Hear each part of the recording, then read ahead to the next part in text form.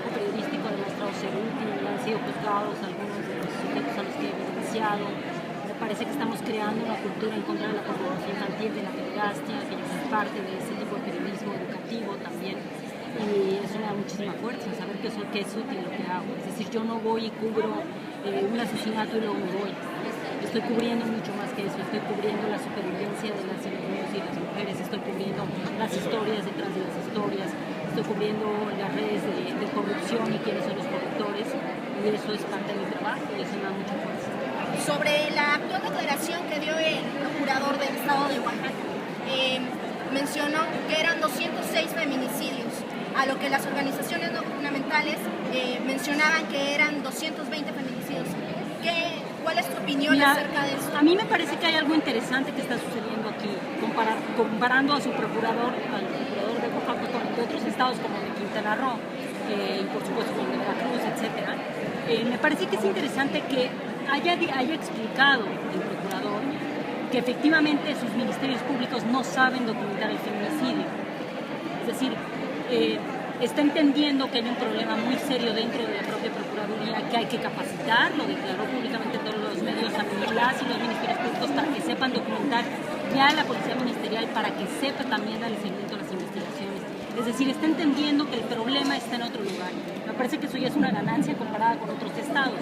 Ahora, por supuesto que sí, las organizaciones civiles generalmente tienen mucho mejor documentados los casos del propio estado, y esta es una debilidad en todo el país, incluso en el mundo entero, porque muchas de las víctimas de violencia van a las organizaciones civiles a pedir ayuda y no llegan a denunciar necesariamente a las procuradurías porque no confían en ellas por los altos niveles de impunidad.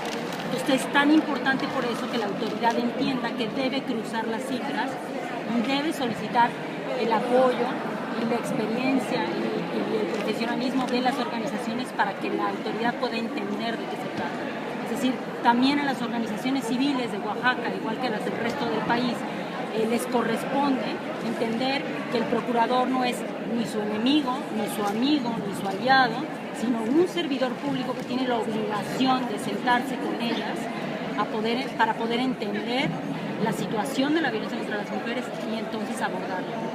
Lidia, en este caso, cuando las autoridades indican que son casos aislados, ¿no? Hablamos de más de 200 feminicidios. Cuando llegan a contestar que son casos aislados porque uno fue encontrado en el norte, el otro en el sur, que no se relacionan, que no tienen nada que ver, y a final de cuentas seguimos viendo que los casos siguen aumentando, dos preguntas: ¿tú cómo tomas esta cuestión? Y dos, ¿se presentan también este tipo de respuestas en la capital? Ese es un problema de todo México y además de otros países como Estados Unidos y Canadá, que tienen altísimos índices de feminicidio. Las autoridades creen, porque no acaban de entender el concepto de violencia feminicida, creen que aquí de lo que se trata es de demostrar que hay un grupo específico de hombres vinculados entre sí que están asesinando mujeres. Y por eso dicen que no están vinculados los casos. Efectivamente, cada uno de los casos es un caso individual, es decir, hay un individuo que asesinó a una mujer o a una niña en diferentes condiciones. Pero lo que los hace un caso tipo para cada estado es el nivel y el grado de impunidad, el nivel y el grado de desigualdad social para las mujeres, el nivel y el grado de racismo contra estas mujeres, es decir, su condición de raza, de etnia, de género.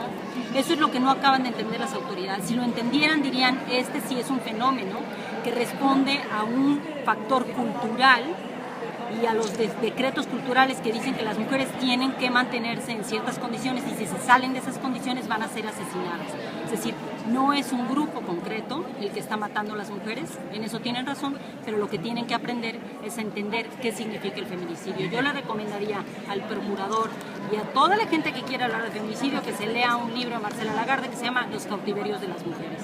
Esa es la Biblia en este país para entenderlo. La Comisión Permanente de Derechos Humanos de la Legislatura Local solicitó la alerta de género para Oaxaca.